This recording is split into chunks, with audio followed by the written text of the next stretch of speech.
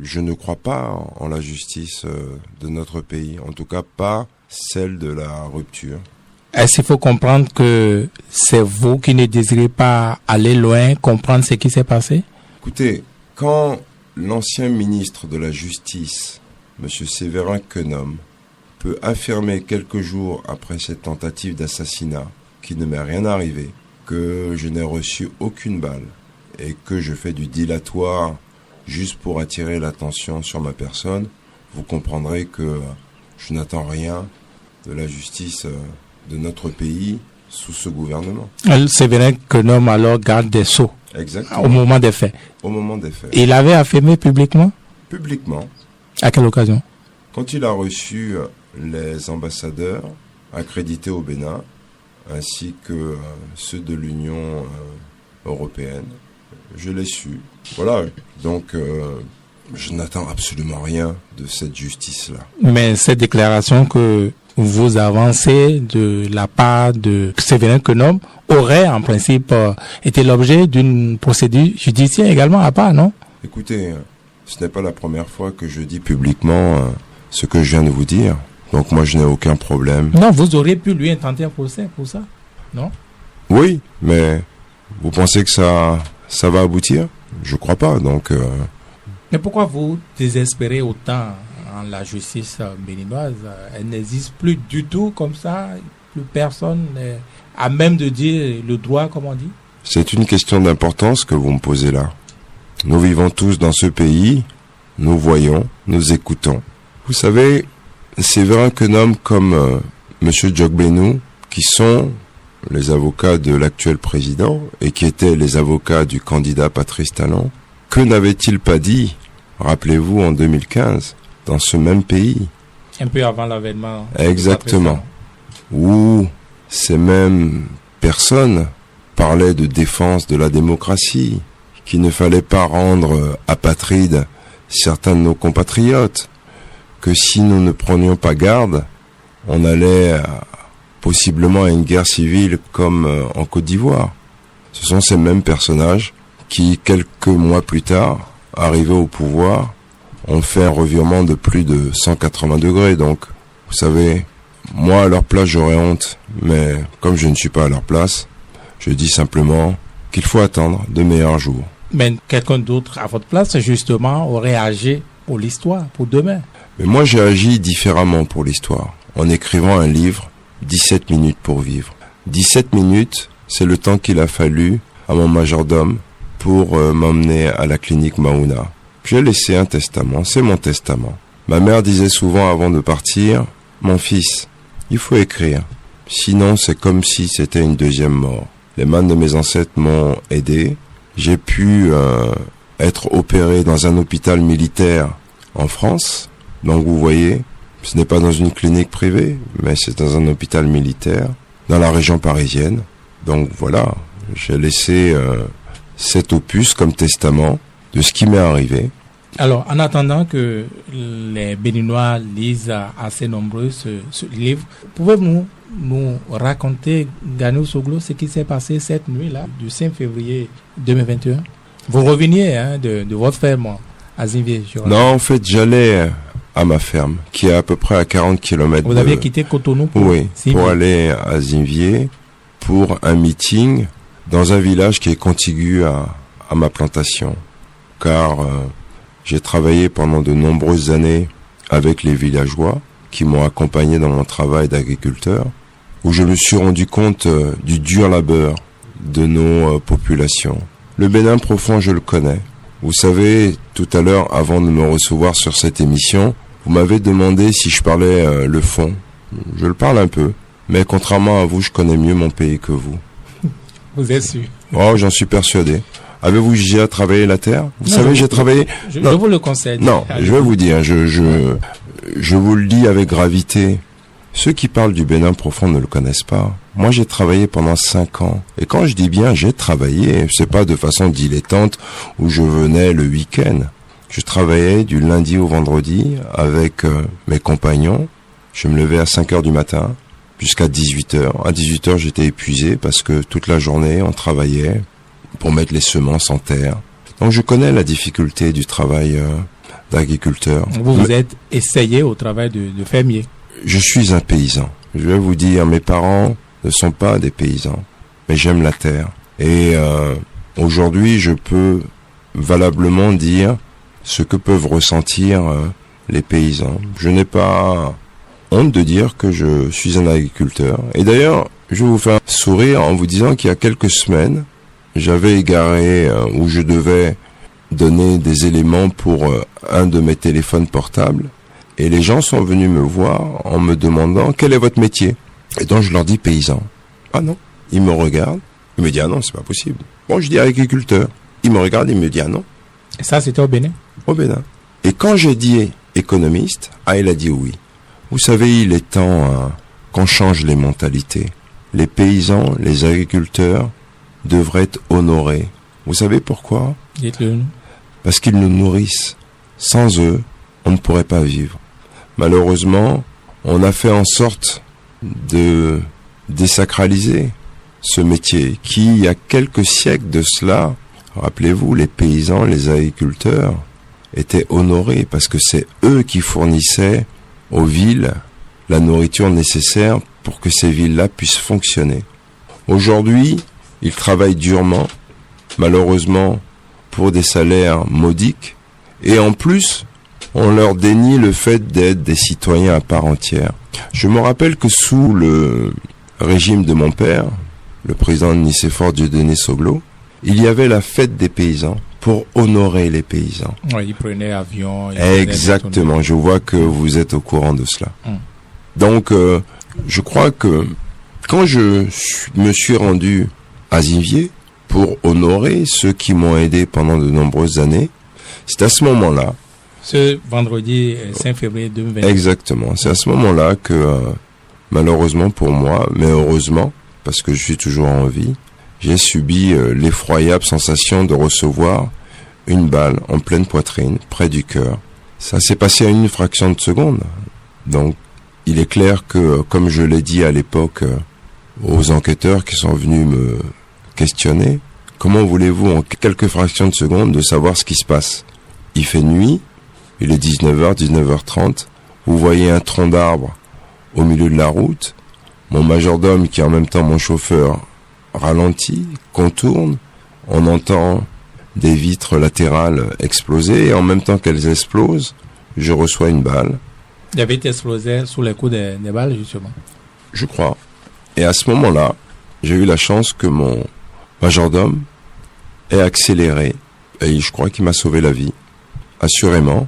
Mais j'ai ressenti à ce moment-là une douleur dans la poitrine. Et c'est à ce moment-là que je me suis rendu compte qu'on m'avait tiré dessus. Mais vous vous rendez compte que après cet incident, où il a fallu beaucoup de dextérité pour Pascal. Pascal, c'est votre majordome? Oui, pour m'amener à bon port à la clinique Maouna. On était vendredi soir avec le Goslo à 40 km. Il a mis 17 minutes. C'est une prouesse. D'ailleurs, le juge lui a posé la question à savoir comment a-t-il pu réaliser cette prouesse. Mais vous allez vous rendre compte que quand même, on est dans une situation quand même assez ubuesque. C'est lui qu'on a arrêté, qu'on a votre chauffeur. Oui, qu'on a jeté en prison. Et quelques jours plus tard, on prenait aussi sa femme, qu'on jetait aussi en prison. Alors je sous quel prétexte on a pris sa femme? Je n'en sais absolument rien. C'est pour ça que je vous dis, quand vous m'avez posé la question auparavant, est-ce que je crois en la justice de mon pays? Mais non, je ne crois pas en la justice de ce gouvernement. Voilà, il faut être très clair. Quelqu'un sera à ma place, il agirait de la même façon que moi, en se disant, mais écoutez, on ne cherche pas les responsables, mais on prend son chauffeur, qui est en même temps son majordome, et après son épouse, on les jette en prison. Qu'est-ce que la justice reprochait à ce chauffeur, à ce majordome? Mais je ne sais absolument rien. Il faudrait poser la question à cette justice. Je ne sais pas. Je ne sais pas. Absolument pas. Ils sont sortis en temps, la femme et son... Oui, ils sont sortis parce que ma mère, en tant qu'avocate, devant tant d'injustice, malheureusement pour elle, elle ne pouvait plus se déplacer, a exigé de son époux, le président Soglo, qu'il aille au commissariat. Et c'est un samedi soir. Moi, je n'étais déjà plus... Donc, c'était le lendemain ou Non, c'était une semaine plus tard. Moi, je n'étais déjà plus là, puisque j'avais voyagé le jeudi. Un avion médicalisé est venu me chercher pour m'emmener en France pour me faire opérer. Mais c'est simplement le samedi, donc 1 semaine plus tard, 8 jours plus tard, que mon père, en allant au commissariat pour s'indigner, ils ont libéré sa femme et que lui-même est passé en jugement 2 jours plus tard, lundi, et on l'a relâché. Voilà. Et tout s'est tu à ce jour, jusque-là. Exactement. Et la procédure en restera là, vous resterez là pour ce dossier? Écoutez, il y a une procédure. Je n'en sais pas plus que vous, mais de toute façon, je vais vous dire, on m'appellera aujourd'hui, je ne me déplacerai même plus. Oui, justement, à l'époque, on avait semblé dire dans les médias que vous ne collaboriez pas avec la justice. Écoutez, alors ça nous a fait beaucoup sourire, n'eût été la situation dans laquelle j'étais. Le soir même, le vendredi soir même, si je ne me trompe pas, les gens de la police judiciaire sont venus me voir.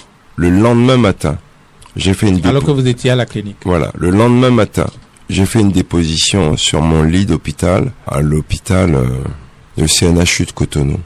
On peut pas être plus royaliste que le roi. Après, vous savez, quand on veut se séparer de son chien, on l'accuse de rage. Les gens ont dit n'importe quoi en disant que je ne voulais pas collaborer avec la justice. Mais dites-moi, comment je peux faire plus que collaborer avec la justice en faisant moi-même une déposition alors que j'ai une balle près du cœur le lendemain de cette agression, voire tentative d'assassinat, à la police judiciaire, à 2 personnes.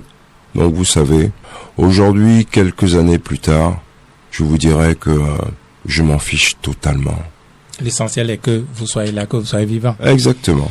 Mais puisque le ministre garde des Sceaux de l'époque, justement, quelques jours, quelques semaines plus tard, mettait même en doute que vous avez été l'objet de fusillade, est-ce que la procédure judiciaire était allée jusqu'aux médecins qui vous ont accueillis, tout au moins ici au Bénin, tout juste après cet incident?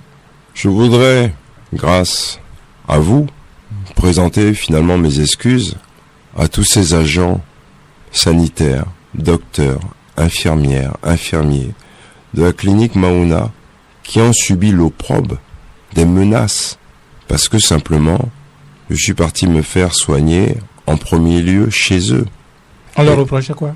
On leur a même reproché à l'urgentiste, on a voulu lui faire avouer que peut-être que cette balle, je l'avais dans ma poitrine depuis 3 ou 4 ans et que c'était là. Donc il leur a confirmé que vous aviez bel et bien une balle près du cœur. Exactement. Donc lui, comme il leur a dit au juge, il leur a dit écoutez, c'est ce qui m'a été rapporté parce que je n'étais pas là, par mon conseil juridique et par mes amis qui étaient présents à l'audience, que lui, c'est pas un politique. Il fait son travail, il est urgentiste, de médecin, et que lui, il ne voit que les faits. Mais vous savez, je vais vous rappeler quand même, nous sommes en 2021. Alors, mais de l'élection présidentielle. Oui, mais rappelez-vous que quelques années auparavant, M. Djogbenu nous avait indiqué qu'ils allaient gouverner avec la ruse et la rage. C'est ce que nous avons vu quelques mois plus tard, en 2019, où on tirait sur des gens à balles réelles, à Kadjaou, que on empêchait de façon ignoble l'opposition d'aller aux élections législatives en 2019, mais c'était un plan bien réfléchi, car grâce à ça, on a pu réviser nuitamment la Constitution en novembre 2019. Donc, tout le processus qui s'en est suivi est un plan bien pensé, bien réfléchi. N'eût été la verbe un peu trop, je dirais, loquace de M. Djogbenu, on se serait peut-être posé d'autres questions, mais lui-même a avoué. Nous allons gouverner par la ruse et la rage. Et quel rapport avec ce qui vous est arrivé 2 ans plus tard ou 2 ans plus tard? La ruse et la rage, vous voyez, 2019, on empêche l'opposition d'aller aux élections législatives pour pouvoir avoir une assemblée aux ordres, nommée par le président Talon. On change la Constitution. 2021 arrive, on me tire dessus. Les 2 autres candidats qui sont partis en duo, on les jette en prison, à savoir Mme Rika Madougou et M. Joël Aïvo. sans compter tous les autres. Donc, à partir de là, ce régime a la main pour changer la loi électorale et tout ce qui s'ensuit pour 2023 et 2026. Mais je tiens à vous rappeler ceci. N'eût été la pression du gouvernement américain, je ne crois pas que l'opposition eût été en mesure d'aller aux élections législatives en 2023. Donc, c'est tout un scénario qui a été mis en place, bien pensé, pour faire de notre pays un régime dictatorial dans lequel nous sommes. Mais qui avait intérêt dans ce scénario, comme vous dites, si c'était vraiment ça, à ce que on élimine Ganiou Soglo? Qui avait intérêt à tuer Ganiou Soglo en 2021, là, février 2021? Vous étiez alors candidat, hein? Oui, bien sûr. Déclaré candidat, oui, à la présidentielle. Mais je n'en sais rien. Mais je veux vous dire, je n'ai pas été candidat en suivant le code, les injonctions du gouvernement de la rupture.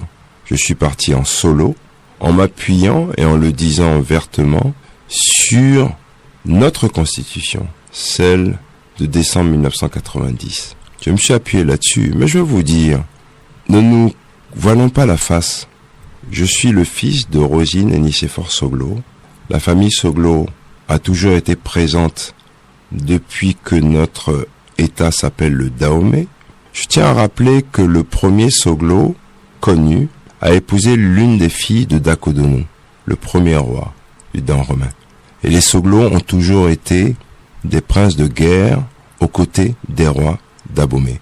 Mon arrière-grand-père, Wadanu Soglo, était le chef de guerre du roi Béhanzin. Il a été celui qui a reçu le général Dodds pour la reddition du roi Béhanzin. Des dizaines d'années plus tard, le général Christophe Soglo a été président dans ce pays. Donc, je vais vous dire, j'appartiens à une dynastie politique. Nous ne sommes pas des hommes d'affaires. Rappelez-vous que quelques mois avant cela, mon frère, maire de la ville de Cotonou, a été obligé de s'exiler car on voulait l'embastiller et le jeter en prison. Il en a aujourd'hui pour 10 ans, condamné à 10 ans. Quelques mois auparavant, rappelez-vous aussi que c'est ce même régime qui a tiré sur 2 anciens présidents et une ancienne première dame à Dantokpa. Qui a tiré, vous dites tiré, ils sont oui, pas, mais on a n'ont tiré. jamais été blessés. Attention, on a tiré, oui, avec des balles en caoutchouc, mais on a tiré sur 2 anciens présidents. Ils ont eu maille à partir avec la police dans des incidents à Dantokpa. Mais dites-moi, vous pensez que sincèrement, avec les morts que nous avons connus avant l'avènement de la conférence nationale, que notre pays ne méritait-il pas mieux?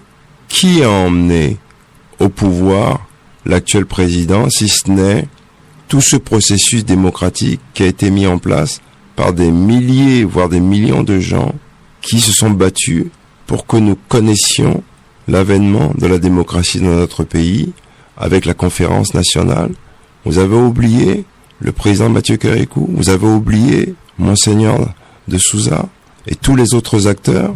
Donc, aujourd'hui, on a un devoir de mémoire, de se dire que c'est grâce à toutes ces personnalités, à Nicéphore Soglo, président de la transition, premier président de l'ère démocratique, au pardon des présidents Mathieu Kérékou, du président Boniaï, envers Patrice Talon, devenu plus tard candidat à une élection présidentielle en 2016 et président de la République.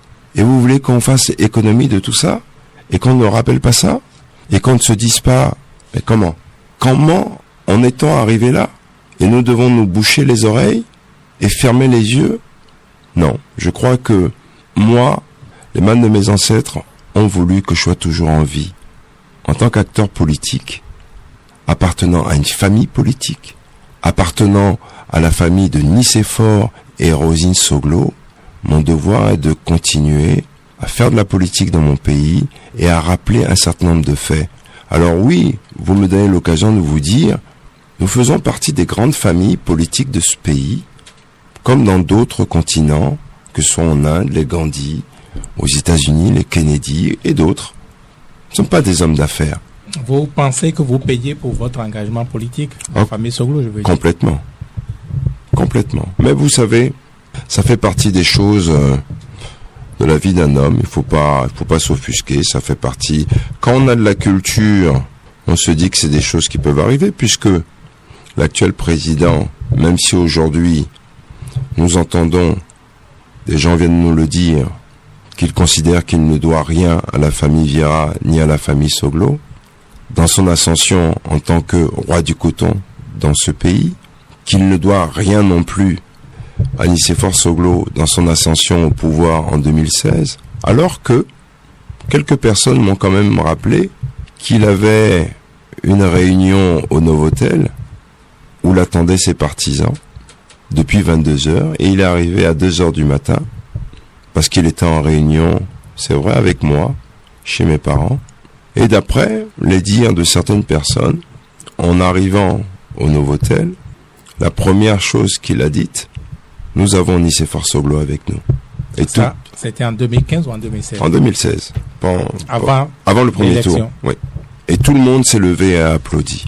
D'après ce que on m'aurait rapporté. Donc, vous savez, je ne vais pas parler d'ingratitude ni de gratitude. On sait également que Nicéphore Soglo s'est publiquement engagé pour lui, le candidat Patrice Talon, contre Zinsou, qu'il qualifiait d'impérialiste au retour de la France en Afrique. Oui, c'est vrai. Ça, c'est connu, mais Galion Soglo, c'est vrai, vous l'avez dit, votre frère est né en France aujourd'hui, exilé, vous-même, on va dire, en disgrâce avec le pouvoir. Ça fait partie de la vie politique. Vous savez, ma mère me disait souvent, la politique, c'est pas fait pour les enfants de cœur. Ouais. Donc moi, j'ai fait le pari de rentrer chez moi quelques mois plus tard, après cette nuit qui aurait pu être funeste, mais je vis au Bénin. Je vais revenir sur votre vie au Bénin désormais depuis, mais Nicéphore Dieudonné Soglo n'est pas pour autant en disgrâce, on va dire, avec le pouvoir, même si il s'entend pas tout à fait, c'est pas la lune de miel entre lui et Patrice Talon. Il arrive quand même que de temps en temps il se voit, soit c'est lui Nicéphore qui va au palais, ou c'est l'inverse, Patrice Talon qui va à son domicile. Ça ne va pas si mal que ça entre les deux. Mais comme je vous l'ai dit, Nicéphore Soglo est le premier président de l'ère démocratique. Ce n'est pas rien. C'est notre patriarche. Il va avoir 93 ans cette année. Je le dis parce que vous parliez de donner l'impression qu'on en avait après votre famille. Et la famille Soglo a des problèmes parce que toujours en politique, voilà. Mais écoutez, il est quand même incroyable que quelques mois après la victoire du président Talon à l'élection présidentielle de 2016, on ait coupé l'électricité, l'eau, le téléphone chez le président Soglo. C'est sous cet actuel régime que cela s'est fait. Après, on peut toujours vous dire, vous objecter, oui, est-ce que patati patata. Je trouve ça tout à fait lamentable, mais ça fait partie de la vie. Mais depuis, les deux se sont revus, et à l'anniversaire de Soglo et à d'autres occasions. Mais écoutez, comme je vous l'ai dit, c'est le patriarche. Mais bon, mon père c'est mon père, moi c'est moi. Vous savez, l'actuel président est le parrain de ma fille. Son épouse est le témoin de mariage de la mère de ma fille. On m'a tiré dessus. M'a-t-il appelé? A-t-il appelé mes parents pour savoir comment j'allais? Pas du tout. Donc, je vais vous dire, moi, je vais bientôt avoir 63 ans. Donc, je veux dire, je n'attends pas de me réfugier derrière le manteau de Nicéphore Dieudonné Soglo, même si c'est mon père.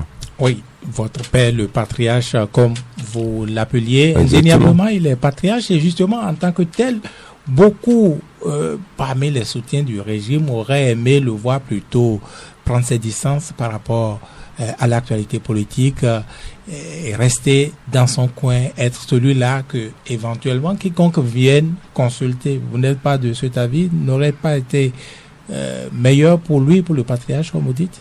Vous allez lui poser la question. Moi, c'est mon père.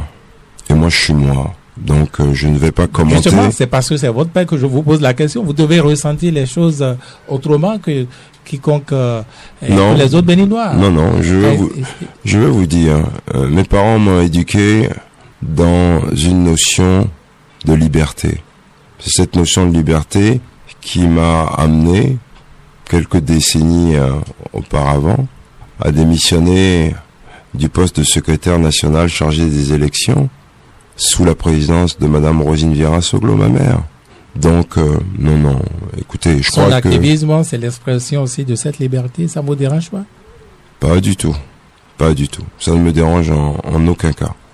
Il est libre, mais je suis libre. Ça n'enlève pas un peu à sa sagesse?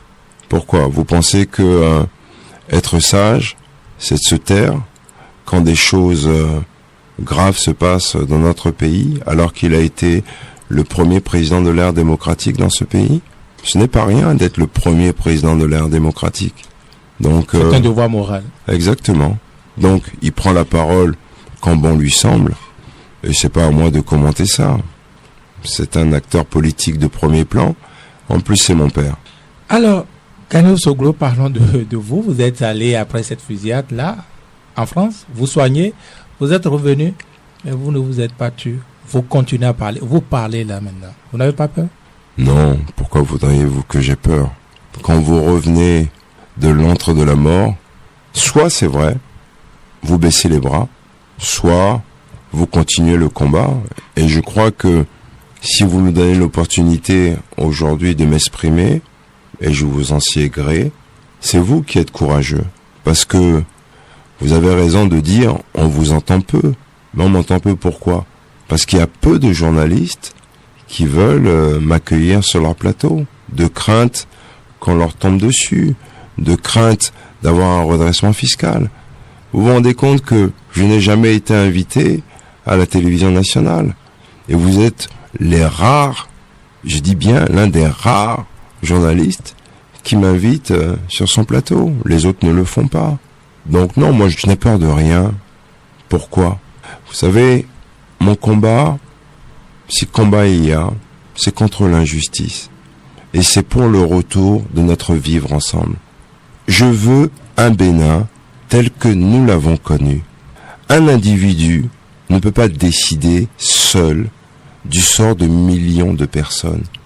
On doit pouvoir se nourrir des critiques, se nourrir des propositions, des conseils, sans crainte de se voir embastillé, mais au contraire de se dire, si je formule un avis, même si il ne va pas dans le sens du chef, il va le prendre en compte, et pourquoi pas l'appliquer.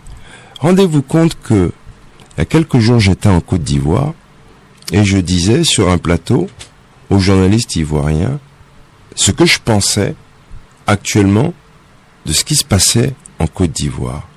Mais tout le monde parle en Côte d'Ivoire. La presse est plus libre en Côte d'Ivoire qu'au Bénin. Exactement. Rendez-vous compte que voilà un monsieur qui est chef de l'État, qu'on a voulu tuer plusieurs fois.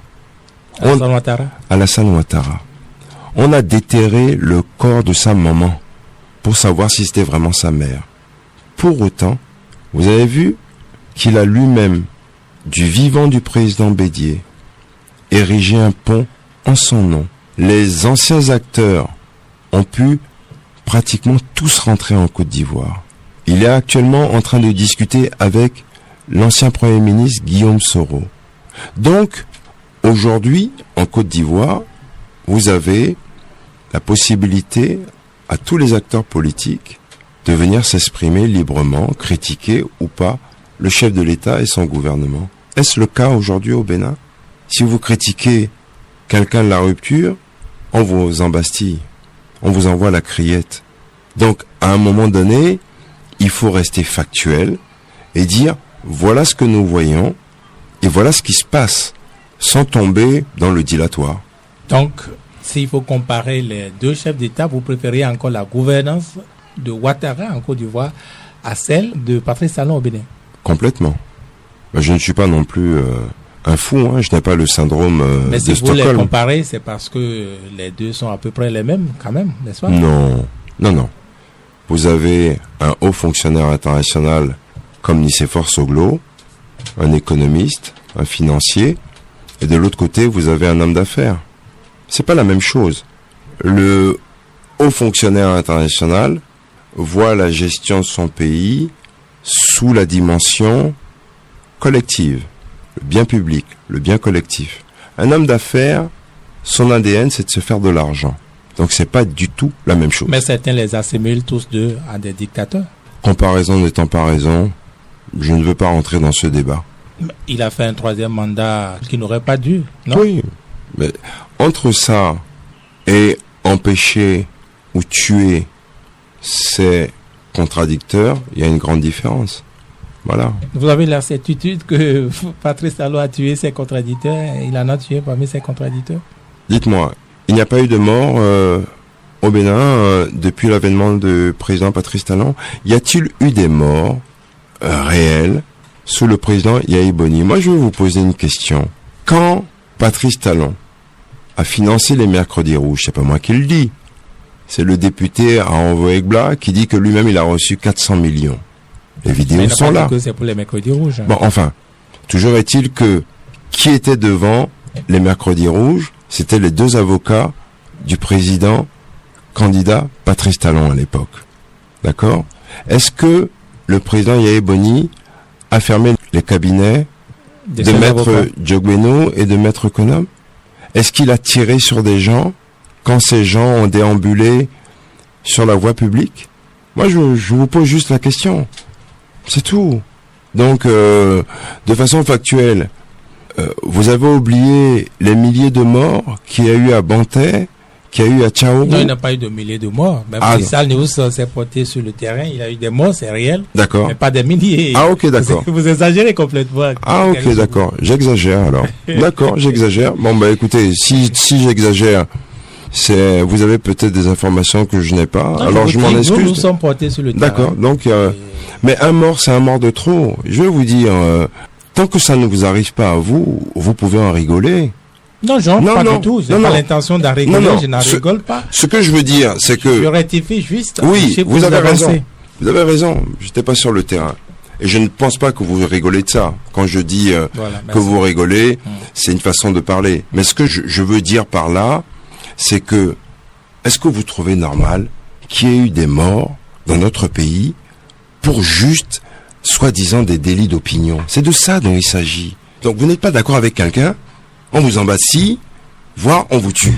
Ça n'a pas de sens. Vous êtes d'accord avec moi? Nulle part. Nulle part. Vous vous rappelez la gouvernance sous le président Soglo? Qu'est-ce qu'on ne disait pas sur lui, sur sa famille, sur sa femme, sur certains de ses ministres? Est-ce qu'on a tiré sur quelqu'un? On a mis des gens en prison? On a créé une criette pour embastiller certaines personnes? Donc oui, c'est suffisamment grave, et comme je dis, et je tiens à rectifier quelque chose tout de suite, parce que je ne veux pas donner l'impression que vous rigolez de cette situation, et si je l'ai dit, c'est ma langue à fourcher, mais au contraire, comme vous dites sur le terrain, bon, non, on nous a dit que c'était des milliers de morts. Bon, vous dites que c'est quelques morts. Bon, mais c'est quelques morts de trop. Ouais. Vous voyez, c'est de ça dont il s'agit. On ne devrait pas, à notre époque, avoir des blessés, des morts, ou des gens qui décèdent par crise cardiaque, simplement parce que ils sont pas d'accord avec moi, ou ils sont pas d'accord avec vous. Les élections, on va en reparler, Gano Soglo, mais parlons de cette actualité brûlante, ce feu qui couvre entre le Bénin et le Niger. Peut-être j'exagère à mon tour, mais il a... Non, vous n'exagérez pas. Il a une crise entre les deux pays. Comment vous vivez cela? Oh, je trouve ça... De vous à moi, je ne peux pas réellement, je vais être franc avec vous, en parler, parce que je connais pas tous les dessous. Mais, de ce que nous voyons, on est chagriné, on trouve ça lamentable, parce que, normalement, quand vous avez un pays frère qui est déjà dans la tourmente, avec des difficultés, mais vous faites jouer ce que j'appelle la diplomatie, même si on n'est pas au courant, mais vous envoyez des émissaires même tous les jours, s'il le faut, à Niamey, pour discuter avec vos frères, en disant, mais Némi Aglo, bon, comment on peut régler cette situation? Comment on peut faire Parce que ce dont il s'agit, c'est de la vie de citoyennes et de citoyens frères. Et donc, sans en connaître les dessous, quand on voit tout ça, avec une certaine presse qui nous dit qu'il y a des guerres larvées en dessous entre superpuissances, on se dit, mais vraiment, à quel moment nous allons faire preuve de solidarité entre nous? Donc le Bénin aurait dû, Patrice Talon aurait dû chaque jour, s'il a lieu, envoyer des émissaires à Niamey demander pardon à Tiani. Pourquoi demander pardon? S'entretenir, dire peut-être que nous nous sommes mal compris. Mais rappelez-vous, monsieur le journaliste, que quand la CEDEAO a décidé de vouloir envoyer des troupes au Niger, avez-vous vu un seul instant le président Faure Gnassingbé prend langue devant la presse pour dire il faut rétablir l'ordre constitutionnel? Quand vous dites ça, les autres se disent mais dites-moi, en 2021 là, qu'est-ce qui s'est passé au Bénin? Ça n'a pas été un coup d'État institutionnel? Qui était candidat contre le président Patrice Talon? N'avait-il pas dit je ferai de mon mandat unique un devoir moral? Mais c'est juste un devoir moral, non, ça n'a rien à voir avec ce qui s'est passé à Niamey en juin dernier. Excusez-moi, il y a un coup d'État, mais il y a plusieurs formes de coup d'État. Vous êtes d'accord avec moi? Il peut y avoir un coup d'État militaire comme un coup d'État institutionnel. Bien sûr. D'accord? Le Niger a avec nous un passé séculaire. En plus, la plupart des marchandises de ce pays passent par le port de Cotonou. Bon, le chef de l'État, suite à cette situation, s'est levé avec des propos entre guillemets guerriers à l'époque, rappelez-vous, nous-mêmes on avait été un peu surpris en disant mais... Donc, face à cela, vous comprendrez si vous êtes à la place de nos frères nigériens qui se disent mais bon, on veut bien accepter les critiques, mais pas les critiques de quelqu'un qui lui-même vient de faire un coup d'État institutionnel chez lui pour pouvoir gagner l'élection en 2021. Peut-être qu'il a mal organisé les élections, peut-être qu'il a eu des problèmes avec l'élection présidentielle, mais ce n'est pas un coup d'État, je vous rectifie encore une fois. Je vous dis, il y a des coups d'État militaires et il y a des coups d'État institutionnels. Voilà, c'est mon point de vue, c'est pas le vôtre, c'est le mien. D'accord? Face à ça, comment voulez-vous que les autres puissent réagir? C'est ça. Est-ce que vous avez la légitimité pour pouvoir vous-même vous lever et demander le rétablissement, vous voyez, de l'ordre institutionnel? Quand quelques mois auparavant, votre police républicaine a tiré sur les populations à Kadjiaou, qu'on a embastillé des candidats à l'élection présidentielle pour terrorisme. Oui, mais Gano Soglo, est-ce que vous ne voyez pas que la junte militaire nigérienne exagère tout de même? Parce que Patrice Talon, comme vous dites, il a pu se tromper, il a reconnu à demi-mot et il a tendu la main, non? C'est vous qui le dites, moi je ne... D'accord. Écoutez, j'entends ce que vous dites. Maintenant, je ne suis pas Patrice Talon, je ne suis pas non plus la junte nigérienne, mais je pense qu'on aurait pu faire l'économie de tout ça. Oui, vous connaissez bien le Bénin, disiez-vous tantôt. Oui, le Bénin profond. Gano Soglo, pensez-vous que, comme les Nigériens le disent, comme la junte le dit, eh bien, au Bénin, il existe de bases militaires une seule fois, dans une seule ville, vraiment de base militaire? Vous le croyez sincèrement, Gano Soglo? Je n'en sais absolument rien. Là, je vais être honnête envers vous, je n'en sais absolument rien. Vous ne croyez pas presque, n'est-ce pas? Je n'ai pas dit ça. Je n'en sais absolument rien. Vous savez, le français est une langue assez... délicate. Donc, les mots, il faut bien les choisir. Puis je n'en sais absolument rien. Mais, pour beaucoup, eh bien, ce qu'avance la junte, c'est juste pour punir Patrice Talon.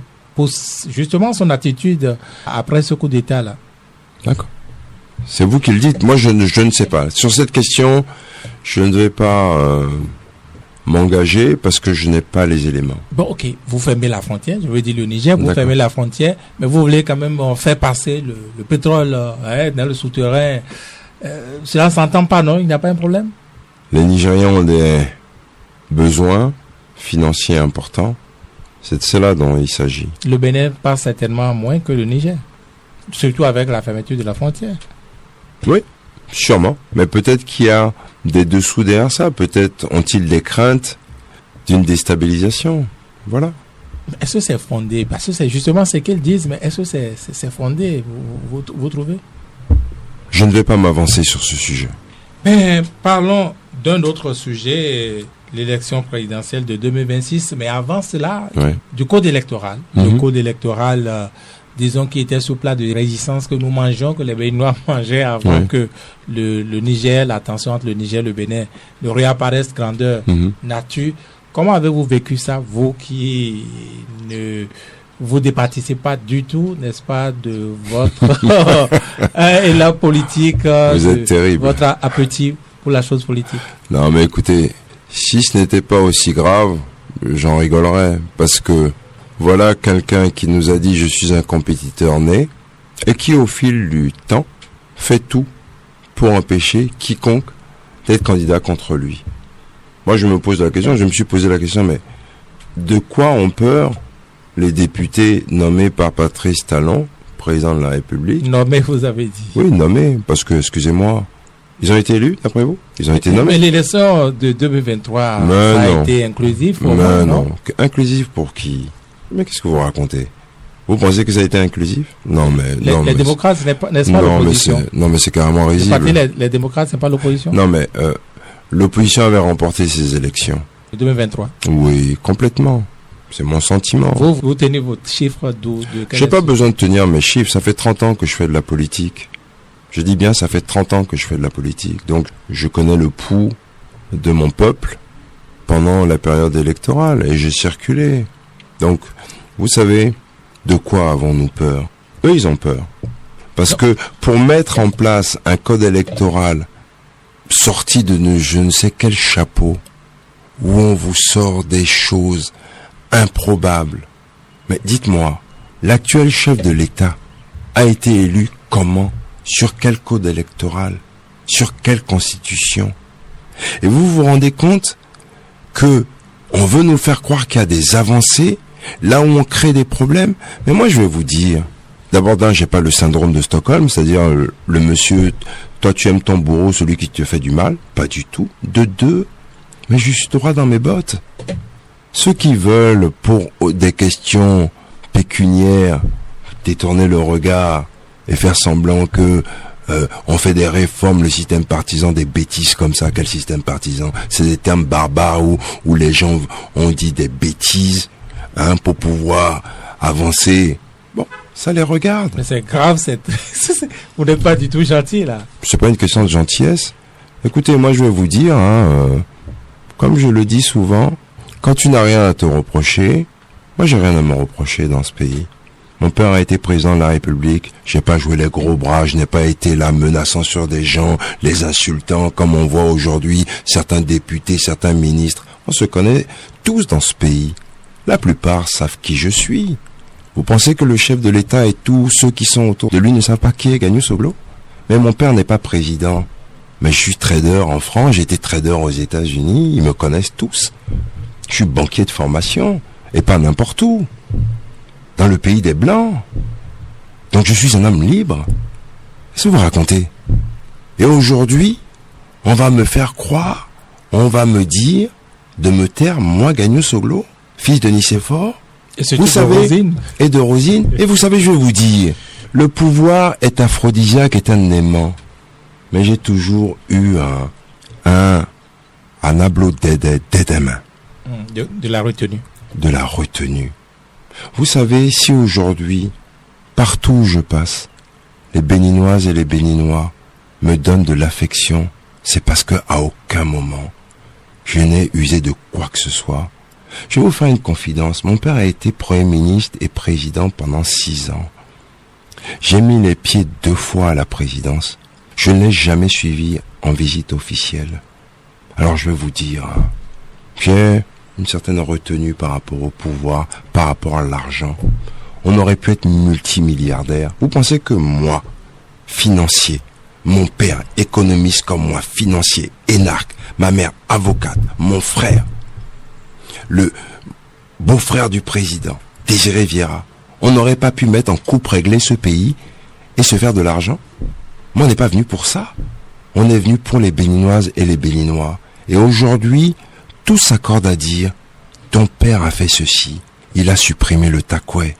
Il a fait pour les paysans la fête des paysans. Il a relancé la filière coton. Il a créé des dessertes rurales. Ta mère s'est battue à l'Assemblée nationale, a érigé et fait voter le code de la famille. Elle a créé Vidolé, accompagné les enfants, les quadruplés, la microfinance. Mais quand j'entends des gens parler de l'ONASA, c'est en 1993, par décret, que Nicéphore Soglo a mis au point, a lancé l'ONASA. L'ONASA qui a été supprimé il y a quelques années, quelques mois. Exactement. Donc, vous savez, moi, tous les acteurs politiques, je les connais. Aucun d'entre eux, je ne les ai insultés, méprisés. Donc, je suis aujourd'hui dans mon rôle de pouvoir m'exprimer, et je vous en remercie, sur ce qui se passe dans notre pays. Je trouve inacceptable que des députés qui, sous la présidence de Yahi Boni, ont commis des actes délictueux, viennent aujourd'hui s'ériger en modèle, dire qu'ils sont des honorables, alors qu'à mon sens, ils sont des déshonorables, parce qu'on a volé des milliards qui devaient être dévolus à notre peuple. Et vous voulez que moi je me taise? Pour quelle raison? Je vous ai dit tout à l'heure, n'eût été les côtes qui ont arrêté cette balle, et comme me dit le chirurgien qui m'a opéré, vous êtes un miraculé, on n'a jamais vu des côtes arrêter une balle. Mais moi je vais parler librement, de façon factuelle, sans insulter quiconque, mais en donnant des faits qui sont avérés, vrais. Pour le reste, nous sommes tous citoyens de ce pays. Mais sachez une seule chose, celui qui n'est pas mort, qu'on a voulu tuer, et qui est revenu dans son pays, et qui s'exprime grâce à vous, mais moi je n'ai plus peur de quoi que ce soit. Pourquoi vous n'avez que j'ai peur? Alors, dites-nous, Gano Soglo, quand on vous entend parler du code électoral, oui, et des députés qui l'ont voté, on a l'impression que 2026 s'est plié en faveur du système Patrice Talon. C'est vous qui le dites, vous savez. Non, moi j'ai juste posé une question. Vous êtes terrible. Vous savez, seuls les mains de nos ancêtres savent exactement ce qui va se passer entre aujourd'hui et 2026. On a vu au Sénégal, qu'est-ce que n'a pas fait le président Macky Sall? Qui sont ceux qui sont au pouvoir actuellement? On verra bien. On verra bien. Mais comme dirait le porte-parole du gouvernement, pour le citer, oui, Boni Yahi face à Patrice Talon, on a vu N-March et N-March, Boni Yahi a perdu. Je peux ajouter à Boni Yahi, Gano Soglo et tous les autres opposants d'aujourd'hui. Vous n'avez rien prouvé encore devant Patrice Talon, il a tout gagné. Va-t-il pas gagner aussi 2026? Tout à fait. Écoutez, si c'est le cas, on verra bien. Mais je suis confiant, en ce qui moi me concerne, qu'il y aura un réel changement en 2026. On dirait que vous êtes député là. Que je suis député? Ah non. Je vous dis, et je vous répète, que je reste convaincu qu'il y aura un réel changement en 2026. Mais par quel miracle? Comment? Il faut croire aux mains de nos ancêtres. Il faut croire aux mains de nos ancêtres. Mais s'il n'y a pas longtemps, il semble qu'ils nous ont abandonnés.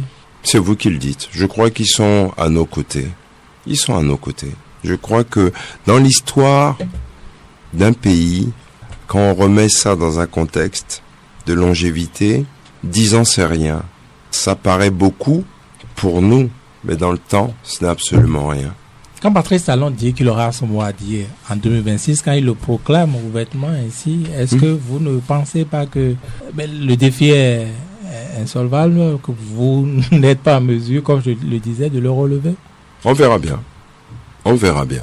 Vous savez, il nous a dit qu'il était un compétiteur né. À mon sens, il ne l'est pas, puisque il met des barrières pour empêcher quiconque de pouvoir être contre lui. Mais on verra. Vous le connaissez désormais, tout de même?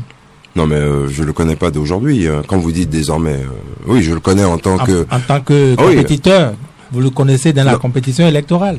Oui. Vous savez, quand j'ai entendu le président dire « je n'ai peur de rien », j'ai tiqué. J'ai tiqué pourquoi? Mais, bien sûr, tu peux dire « je n'ai peur de rien » aujourd'hui parce que tu es chef de l'État et que tu as une garde pétrolienne autour de toi. Mais À moins que je ne me trompe, Patrice Talon n'a-t-il pas fui de ce pays 2 fois sous le président Mathieu Kérékou et 1 fois sous le président Boni-Yahi? Donc aujourd'hui, quand il nous dit « je n'ai peur de rien » en tant que président, moi ça me fait sourire. C'est moi qui n'ai peur de rien, Gagnou Soglo. On a voulu me tuer, je suis rentré au Bénin et je vis au Bénin. Vous voyez la différence? Et je suis pas président de la République. Donc les mots ont un sens. Les mots ont un sens, monsieur le journaliste. C'est de ça dont il s'agit. Le reste, ça appartient à Dieu et aux hommes. Alors, comment pourrait se créer, comment pourrait se mettre en place, de votre point de vue, Gagnou Soglo, l'alternance à Patrice Talon? Regardez ce qui s'est passé au Sénégal. Ça ne pourra se passer qu'avec notre peuple, qui aura son mot à dire. C'est lui qui est le souverain. Est-ce que vous voyez le peuple béninois à même de se comporter comme le peuple sénégalais? Pour l'instant, non. Mais demain, oui. Car par le passé, il l'a prouvé. On n'aurait jamais eu la conférence nationale sans ce peuple souverain qui s'est levé comme un seul homme face à un président qui était militaire. Donc oui, il faut jamais baisser les bras. Voyez-vous le Parti Les Démocrates, le principal parti de l'opposition aujourd'hui, à même de pouvoir conduire et amener ce peuple-là à l'alternance à Patrice Talon, pouvoir déjà, disons, renverser le système Patrice Talon? Et pourquoi pas? Lui comme d'autres? Oui, pourquoi pas? Le Parti Les Démocrates comme Oui, lui comme d'autres. Il y a d'autres qui sont pas forcément dans le Parti démocrate, mais qui sont dans l'opposition, ou en tout cas qui ne sont pas favorables au gouvernement en place. Oui, pourquoi pas? Pourquoi? Vous en doutez, vous? Quand vous parlez d'autres, vous faites allusion à qui, par exemple? À Candidat Zani, à moi-même et à des tas d'autres personnes. À Kémy Séba? Oui, mais ce sont des citoyens béninois. Mais pour l'instant, vous êtes très peu organisé. On ne vous voit même pas du tout dans le même creuset ou dans la même ligne de pensée. Je continue à penser, comme le dirait un bon vieux dicton de chez nous, le bruit ne fait pas de bien et le bien ne fait pas de bruit. C'est pourquoi vous ne parlez pas assez. Vous êtes très peu prolixe sur ce sujet ou ces sujets. Vous savez, en temps et en heure. En temps et en heure. Moi, j'ai pas vocation à hurler dans les médias et à me faire entendre tous les jours. Mais je vis au Bénin. Je vis au Bénin. Vous paraissez très sûr, trop sûr de vous-même. Non, je ne suis pas sûr de moi. Je suis par contre sûr de ma détermination. C'est totalement différent. Sûr de soi, j'ai démontré à mes compatriotes que ça serait de l'arrogance. Comme je vous l'ai dit, mon père a été chef de l'État, le premier président de l'ère démocratique. Aucun Béninois ne peut vous dire aujourd'hui que j'ai joué les matamors.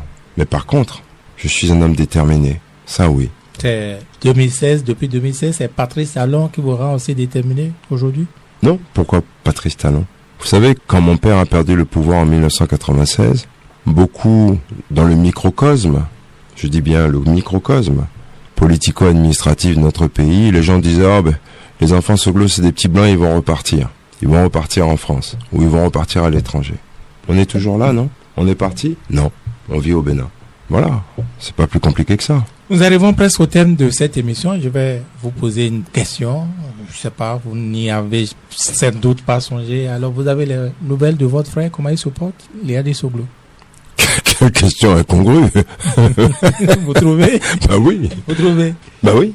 Pourquoi? Ben vous êtes au Bénin, il est là-bas. Ben oui, les Bénins ont bien envie de savoir. Mais le téléphone, ça marche, non? Oui, il va bien. Donc tous les jours, vous êtes en contact? Il va bien, oui. Je le vois quand je suis à Paris, il va bien. Il a le moral. Et rien ne se fait pour qu'éventuellement il revienne avant 10 ans Ben écoutez, les démocrates ont voulu faire passer une loi d'amnistie. Vous avez vu la réaction du président Patrice Talon qui a dit que lui ne signerait pas cette loi d'amnistie. Donc voilà. Et qui ne croyait pas au pardon. Beaucoup se demandent pourquoi quand votre père, Nicéphore Soglo, à l'occasion de rencontrer le président de la République, Patrice Talon, pourquoi il ne pose pas le problème de votre frère? Mais vous voyez, je vous comprends pas. Si le président Soglo posait la question de son fils, ce qui est tout à fait légitime pour un parent. C'est son père. On dirait, presque comprise aujourd'hui, il ne pense qu'à son fils. Et les autres?